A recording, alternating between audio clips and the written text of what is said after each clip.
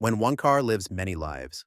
Let's start with something fairly modern that proves, if nothing else, that rebadging isn't always all it's cracked up to be. The Fiat 124 Spider is a beautiful Italian sports car with classic styling. Well, except that it's really a Mazda MX-5 in an Italian suit. So when Fiat wanted to revive the classic nameplate 124, it didn't exactly press the reboot button. Instead, it went shopping in Japan. Taking the brilliant Mazda MX-5 platform, the Italians made it their own. Different engine, a 1.4-liter turbo versus Mazda's normally aspirated unit change suspension tuning, and tweaked the styling. But beneath that Italian skin lies the heart and soul of a Japanese roadster. The good part? It wasn't even the first time a variety of 124s had shared a name. In the 1960s, the original Fiat 124 had been built by VAZ in Russia as the Lada 2101, probably the most common 124 type ever made. Well, talk about one car living several lives on various continents. Now, this one's almost legendary in the car community. Saab, that quirky Swedish manufacturer, decided they needed a compact car in their lineup. Their solution? Take a Subaru Impreza WRX wagon and give it the Saab treatment. The result was the Saab 92X, Nice. lovingly referred to as the Subaru. They changed the front end, upgraded the interior materials, added some extra sound insulation to make it more premium, but underneath it was pure Subaru, same boxer engine, same all-wheel drive system. It even had to be serviced at Subaru dealerships. The best part? Today, these cars are actually worth more than the Subaru they're based on. Turns out being weird and rare sometimes pays off. But let's talk about the rebadging masters, the Volkswagen Group. The VW MLB platform must be the most rebadged platform in modern automotive history.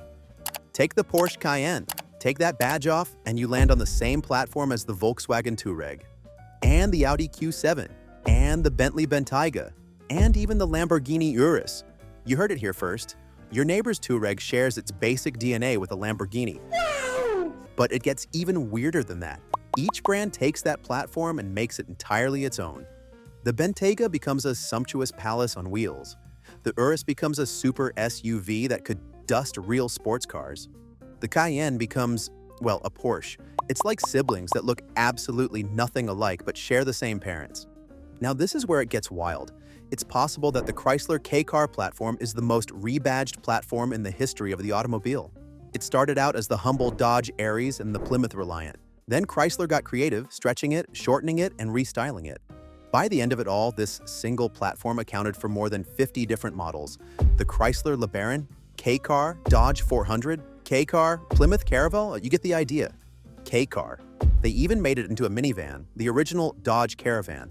But then, probably the greatest rebadging job of them all was when they took this economy-class car platform and managed to make a luxury vehicle out of it.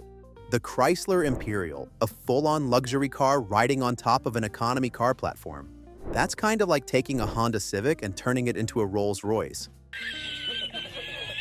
Here's the story of one car that lived three completely different lives.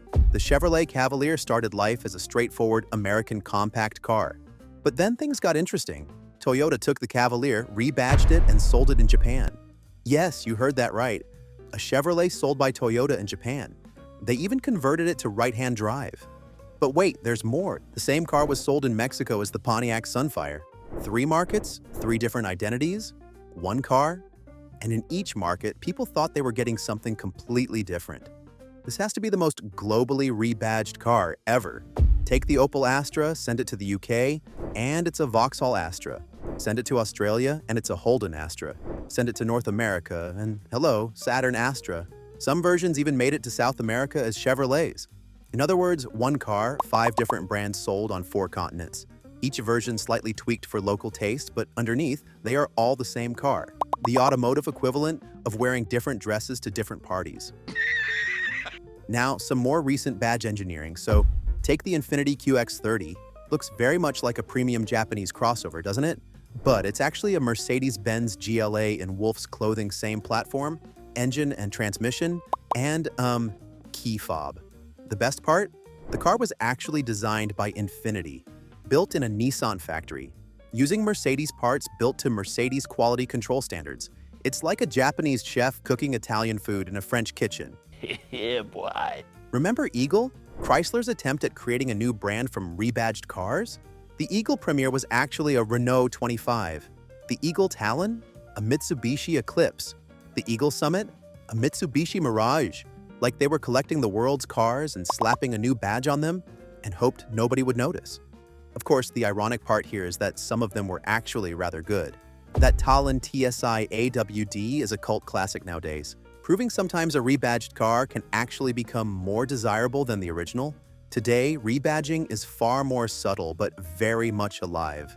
The Toyota GR86 and Subaru BRZ are virtually identical twins, but it doesn't stop there.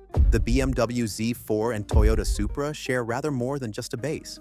Even Tesla's joining the party, and Chinese manufacturers produce suspiciously similar cars. But probably one of the most interesting modern applications of this trick is the Ford Ranger and Volkswagen Amarok. Two fiercely competitive brands using the same truck in an era where development costs are shooting through the roof, where emissions regulations get ever tougher, and when electrification is forcing massive investments onto manufacturers. Is this to be the new golden age of rebadging? Which rebadged car duo surprised you the most?